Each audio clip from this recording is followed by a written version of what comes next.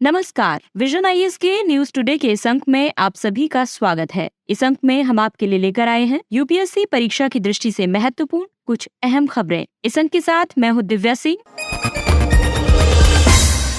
आइए सबसे पहले बात करते हैं इस अंक की हेडलाइंस के बारे में। वर्ष 2023 का भौतिकी का नोबेल पुरस्कार प्रकाश के एटोसेकेंड स्पंदन उत्पन्न करने वाली प्रयोगात्मक विधियों की खोज के लिए घोषित किया गया। इंटरनेशनल कोरल रीफ इनिशिएटिव ने coral reef breakthrough launch किया। दाचीगाम राष्ट्रीय उद्यान के चारों ओर इको सेंसिटिव जोन का सीमांकन किया जाएगा। केंद्र सरकार का लक्ष्य 2030 तक पाम ऑयल के उत्पादन को 3 गुना करना है। शिक्षा मंत्रालय ने आत्महत्या की घटनाओं को रोकने के लिए स्कूलों के लिए दिशा निर्देशों का मसौदा जारी किया। और पहला अंतर्राष्ट्रीय ऊर्जा एजेंसी महत्वपूर्ण खनिज और स्वच्छ ऊर्जा सम्मेलन का आयोजन फ्रांस के पेरिस में हुआ। और अब खबरें विस्तार से।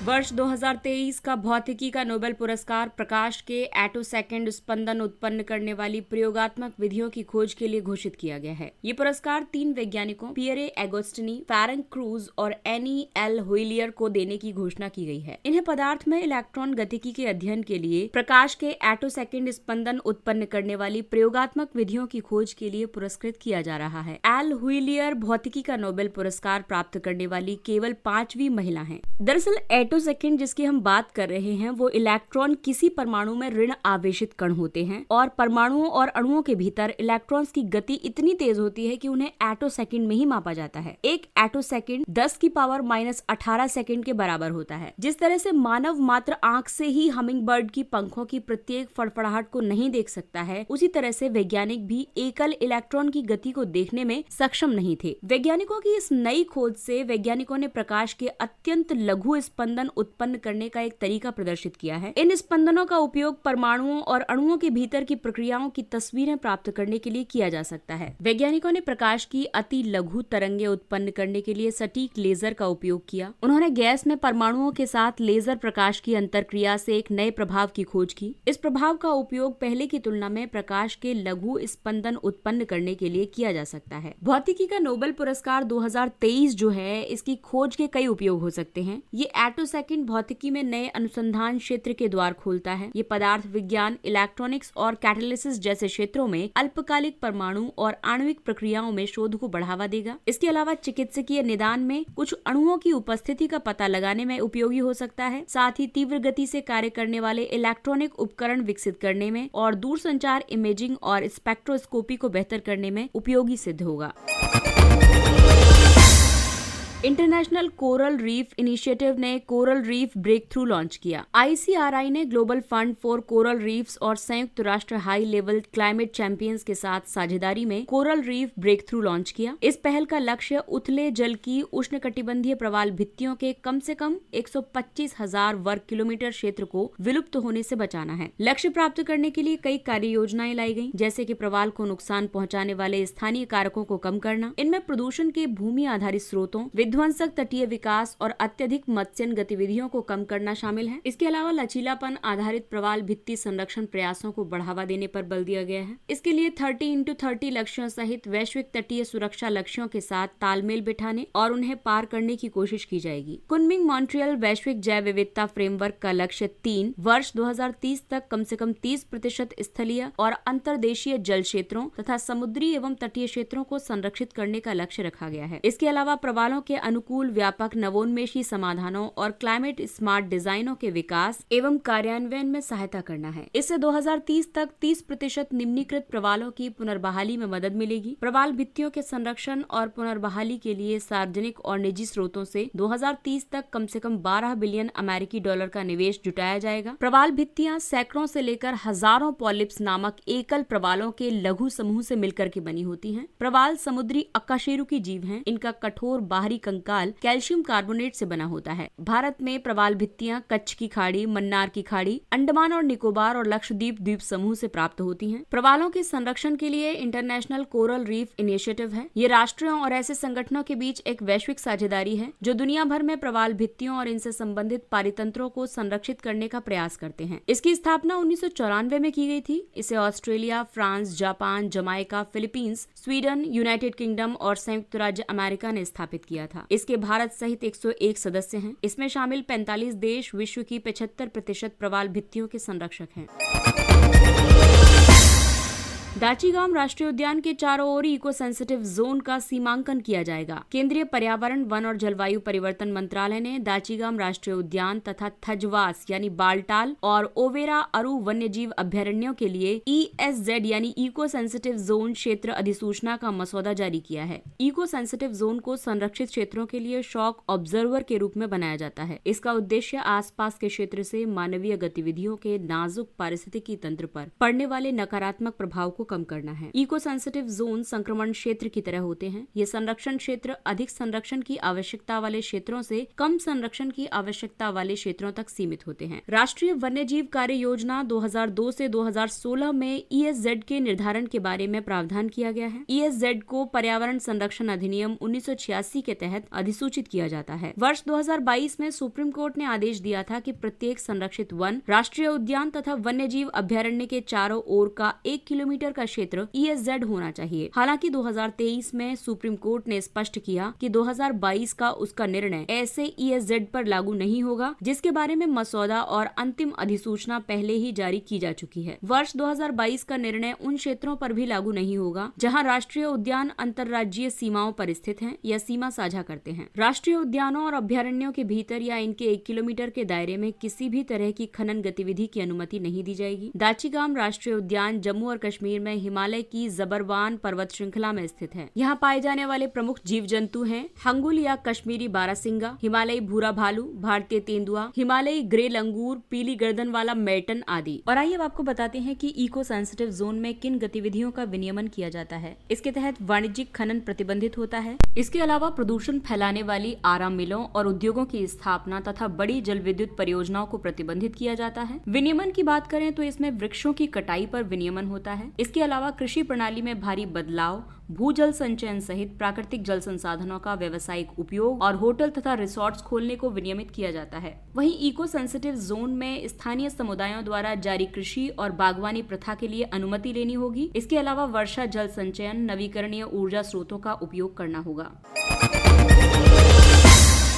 और आइए बात करते हैं अगली खबर की। केंद्र सरकार का लक्ष्य 2030 तक पाम ऑयल के उत्पादन को 3 गुना करना है। प्राप्त जानकारी के मुताबिक केंद्र का लक्ष्य राष्ट्रीय खाद्य तेल पाम ऑयल मिशन NMEOOP के तहत 2030 तक घरेलू पाम ऑयल के उत्पादन को 0.35 मिलियन टन के मौजूदा स्तर से बढ़ाकर 1 मिलियन टन करना है। पाम ऑयल दुनिया में सबसे अधिक खपत वाला खाद्य तेल है। इसका कारण इसकी उच्च उत्पादकता, व्यापक उपयोगिता और पर्याप्त मूल्य लाभ है। दरअसल घरेलू पाम उत्पादन को बढ़ाने की जरूरत इसलिए है क्योंकि भारत बहुत ज्यादा मात्रा में आयात पर निर्भर है। देश के कुल वनस्पति तेल आयात में इसकी हिस्सेदारी लगभग 59% है। भारत मुख्य रूप से इंडोनेशिया, मलेशिया और थाईलैंड से पाम ऑयल का आयात करता है। इसके अलावा पाम ऑयल का उत्पादन बढ़ने से विदेशी मुद्रा की बचत भी होगी। ऑब्जर्वेटरी ऑफ इकोनॉमिक कॉम्प्लेक्सिटी के अनुसार 2021 में भारत में $8.72 बिलियन मूल्य का तेल आयात किया गया था। साथ ही खाद्य मुद्रास्फीति को कम करने के लिए भी पाम ऑयल के उत्पादन को बढ़ाने की जरूरत है। हालांकि उत्पादन बढ़ाने में कई चुनौतियां मौजूद हैं, जैसे कि पानी की कमी है, भारत में छोटी जोत पाई जाती हैं। इसके अलावा लंबा जेस्टेशन पीरियड होता है। इस वजह से उत्पादन में कई समस्याएं आती हैं। हालांकि भारत ने पाम ऑयल के उत्पादन के लिए कई पहलें शुरू की हैं, जैसे कि NMEOOP पाम ऑयल क्षेत्र के विस्तार, कच्चे पाम ऑयल का उत्पादन बढ़ाने आदि पर ध्यान केंद्रित करता है। उत्तर पूर्व तथा अंडमान और निकोबार द्वीप समूह पर केंद्रित दृष्टिकोण को अपनाया जा रहा है। ऐसा इसलिए क्योंकि इन क्षेत्रों में होने वाली वर्षा और यहाँ का तापमान पाम ऑयल के उत्पादन के लिए अनुकूल है। इसके अलावा राष्ट्रीय कृषि विकास योजना के अंतर्गत पाम ऑयल कृषि क्षेत्र का विस्तार किया जा रहा है और तिलहनी फसलों के न्यूनतम समर्थन मूल्य में वृद्धि की गई है। पाम ऑयल केवल उष्णकटिबंधीय क्षेत्र में उगाया जाता है। इसकी किस्में हैं ड्यूरा, टेनेरा, पिसिफोरा। इसके लिए तापमान 21 डिग्री सेल्सियस से 32 डिग्री सेल्सियस और वार्षिक वर्षा 200 सेंटीमीटर तक चाहिए। मिट्टी अत्यधिक नम, दोमट मिट्टी तथा अच्छी जल पारगम्यता के साथ ह्यूमस से भरपूर मिट्टी चाहिए इसके लिए। और फसल की प्राप्ति पहली फसल कटाई रोपण के 3.5 से 4 साल बाद की जा सकती है। और अगली खबर शिक्षा मंत्रालय से जुड़ी हुई है। शिक्षा मंत्रालय ने आत्महत्या की घटनाओं को रोकने के लिए स्कूलों के लिए दिशा निर्देशों का मसौदा जारी किया है। दिशा निर्देशों का मसौदा उम्मीद यानी understand, motivate, manage, empathise, empower, develop शीर्षक से जारी किया गया है। ये दिशा निर्देश रिपोर्ट की गई आत्मक्षति के मामले में संवेदनशीलता और समझ बढ़ाने और सहायता प्रदान करने के लिए स्कूलों के लिए निर्देशों के रूप में कार्य करेंगे। इसकी थीम है हर बच्चा मायने रखता है। ये आत्महत्या की रोकथाम के लिए दिशा निर्देश विकसित करने में एक अंतर्निहित विश्वास है। आत्महत्या व्यक्तिगत और सामाजिक कारकों की एक जटिल परस्पर क्रिया है। इसके लिए शायद ही कोई एक परिस्थिति या घटना जिम्मेदार होती है। मानसिक स्वास्थ्य देखभाल अधिनियम 2017 में आत्महत्या को अपराध की श्रेणी से बाहर कर दिया गया है। दरअसल आत्महत्या को प्रभावित करने वाला कोई एक कारक नहीं होता, इसमें कई कारक जिम्मेदार होते हैं। व्यक्तिगत कारकों की बात करें तो बचपन में हुए प्रतिकूल अनुभव जैसे कि दुर्व्यवहार या हिंसा, ये इंसान को ट्रिगर करती रहती है कहीं न कहीं। सोशल मीडिया की लत, मादक पदार्थों का सेवन, जीवन में अच्छा प्रदर्शन करने का आंतरिक दबाव, और ये कई बार आंतरिक दबाव नहीं, ये बाहरी दबाव भी होता है, जिस वजह से कई बार प्रेशर में आकर के बच्चे ऐसा कर लेते हैं। अक्सर आपने देखा होगा अपने आसपास के बच्चे आत्महत्या कर लेते हैं। 10th का रिजल्ट आया, 12th का रिजल्ट आया, किसी एग्जाम में पास नहीं हो पाए, यूपीएससी एग्जाम में पास नहीं हो पाए, प्रीलिम्स पास नहीं कर पाया, तो लोग आत्महत्या कर लेते हैं। लेकिन आत्महत्या किसी भी समस्या का सोल्यूशन तो नहीं है। ऐसे में जब भी ऐसा कोई ख्याल मन में आए तो हमेशा अपने आप को किन्हीं और कामों में थोड़ा व्यस्त कर देना चाहिए, जिससे कहीं ना कहीं आपका मन वहां से डाइवर्ट होता है, क्योंकि ये बहुत ही क्षणिक और बहुत ही स्ट्रॉन्ग आवेग होता है जिस समय में कोई भी व्यक्ति अपने जीवन को खत्म करने के बारे में सोचता है। अच्छा, इसके अलावा और भी कई कारक होते हैं, जैसे स्कूल की अगर हम बात करें तो स्कूल में साथियों या शिक्षकों के साथ सकारात्मक संबंधों का अभाव, धमकाना, अपमान, अलगाव, स्कूल परिवार के बीच जुड़ाव की कमी, स्कूलों की ओर से शैक्षणिक दबाव आदि, या फिर जो किशोरावस्था में बच्चे होते हैं उनको इस हद तक ले आता है कि उनको मौत आसान लगने लग जाती है। पारिवारिक भी कई समस्याएं होती हैं, जैसे पारिवारिक विवाद हो गया, अस्थिरता है पारिवारिक जीवन में, तलाक की स्थिति बन गई है, वित्तीय कठिनाइयां हैं, माता पिता उपेक्षा कर रहे हैं, इग्नोर कर रहे हैं, टाइम नहीं दे पा रहे हैं, दुर्व्यवहार कर रहे हैं आपके साथ में। इसके अलावा विद्यार्थियों पर प्रतियोगी परीक्षाओं की तैयारी के लिए कई बार दबाव डाला जाता है, इस वजह से भी वो आत्महत्या करने के लिए बाध्य हो जाते हैं। वहीं समुदाय और समाज को भी देखें तो मानसिक बीमारी से जुड़ा कलंक, मीडिया में आत्महत्या के मामलों की सनसनीखेज और असंवेदनशील रिपोर्टिंग आदि आत्महत्या को प्रभावित करने वाले कारक हैं। आत्महत्या की रोकथाम की दिशा में संभावित उपायों में शामिल है स्कूल प्रधानाचार्य के नेतृत्व में स्कूल वेलनेस टीम का गठन करना, स्कूल के कामकाजों में मानसिक कल्याण को शामिल करके और साथियों के समर्थन को प्रोत्साहित करके स्कूल के परिवेश को सकारात्मक बनाए रखना। इसके अलावा अलग अलग हितधारकों जैसे कि शिक्षक, स्कूल स्टाफ, छात्र, छात्रों के परिवार का क्षमता निर्माण आदि, साथ ही तुरंत प्रतिक्रिया देना और ऐसी किसी मानसिकता से ग्रस्त छात्र की सहायता करना। और आइए बात करते हैं अगली खबर की, जो कि ऊर्जा से संबंधित है। पहला अंतर्राष्ट्रीय ऊर्जा एजेंसी महत्वपूर्ण खनिज और स्वच्छ ऊर्जा सम्मेलन का आयोजन फ्रांस के पेरिस में हुआ। इस शिखर सम्मेलन में 50 देशों के उद्योग जगत के प्रतिनिधियों, निवेशकों और नागरिक समाज के लोगों ने भाग लिया। इस सम्मेलन में तीव्र गति से एवं सुरक्षित ऊर्जा संक्रमण सुनिश्चित करने के लिए महत्वपूर्ण खनिजों के संबंध में उठाए जाने वाले कदमों पर चर्चा की गई। महत्वपूर्ण खनिज ऐसे तत्व होते हैं जो आवश्यक आधुनिक प्रौद्योगिकियों के निर्माण खंड यानी बिल्डिंग ब्लॉक्स हैं। साथ ही इनकी आपूर्ति श्रृंखला के समक्ष अवरोधों का जोखिम मौजूद है। हाल ही में भारत ने 30 महत्वपूर्ण खनिजों की पहचान की है। इनमें कोबाल्ट, तांबा, लिथियम, निकेल आदि शामिल हैं। अंतर्राष्ट्रीय ऊर्जा एजेंसी के मुताबिक महत्वपूर्ण खनिजों का बाजार पिछले 5 वर्षों में 2 गुना बढ़ गया है। साथ ही 2022 में इसका व्यापार लगभग $320 बिलियन तक पहुँच गया था। उदाहरण के लिए ऊर्जा क्षेत्र में उपयोग किए जाने से लिथियम की मांग 3 गुना बढ़ गई है। महत्वपूर्ण खनिजों का महत्व इसलिए भी है क्योंकि हाईटेक इलेक्ट्रॉनिक्स, दूरसंचार, परिवहन आदि के उन्नयन में इससे सहायता मिलती है। विनिर्माण प्रौद्योगिकियों में प्रगति प्राप्त की जा रही है। एरोस्पेस और रक्षा क्षेत्र में उपयोग की जाने वाली सामग्रियों में इनका उपयोग किया जाता है। इस सम्मेलन में महत्वपूर्ण खनिजों की विश्वसनीय आपूर्ति के लिए पहचानी गई 6 प्रमुख कार्रवाइयों को रेखांकित किया गया है, जिसमें शामिल है खनिज आपूर्ति के विविधीकरण की दिशा में हो रही प्रगति में तेजी लाना, आपूर्ति पर संभावित दबाव को कम करने के लिए प्रौद्योगिकी और पुनर्चक्रण पर बल देना, बाजारों में पारदर्शिता पारदर्शिता को बढ़ाना, विश्वसनीय जानकारी की उपलब्धता को बढ़ावा देना, संधारणीय और जिम्मेदार पद्धतियों को प्रोत्साहन प्रदान करना, जैसे पर्यावरण, सामाजिक और गवर्नेंस संबंधी प्रयासों को पुरस्कृत करना और अंतर्राष्ट्रीय सहयोग को बढ़ावा देना। अंतर्राष्ट्रीय ऊर्जा एजेंसी की स्थापना 1974 में वैश्विक तेल आपूर्ति की सुरक्षा सुनिश्चित करने के लिए की गई थी। हालांकि अब ऊर्जा सुरक्षा इसके मिशन का केंद्रीय तत्व बन गया है। इसका मुख्यालय पेरिस में स्थित है। 31 देश इसके सदस्य हैं। भारत इसका सदस्य नहीं है। भारत IEA के एसोसिएट सदस्य देशों का हिस्सा है। और आइए अब बात करते हैं कुछ संक्षिप्त लेकिन महत्वपूर्ण अन्य सुर्खियों के बारे में। अंतर्राष्ट्रीय आपराधिक न्यायालय ICC। आर्मेनिया की संसद ने अंतर्राष्ट्रीय आपराधिक न्यायालय में शामिल होने के पक्ष में मतदान किया है। अंतर्राष्ट्रीय आपराधिक न्यायालय का मुख्यालय नीदरलैंड के हेग में है। इसे 1998 में अंतर्राष्ट्रीय आपराधिक न्यायालय की रोम संविधि यानी रोम स्टैट्यूट द्वारा स्थापित किया गया था। ICC एक स्थायी अंतर्राष्ट्रीय न्यायालय है। ये गंभीर अंतर्राष्ट्रीय अपराधों के आरोपी व्यक्तियों की जाँच करता है और उन पर अभियोजन चलाता है। ये जिन गंभीर आपराधिक मामलों को देखता है उनमें शामिल है नरसंहार, मानवता के खिलाफ अपराध, युद्ध अपराध और आक्रामकता। इसके सदस्य रोम संविधि के 123 देश पक्षकार हैं। भारत इसका सदस्य नहीं है।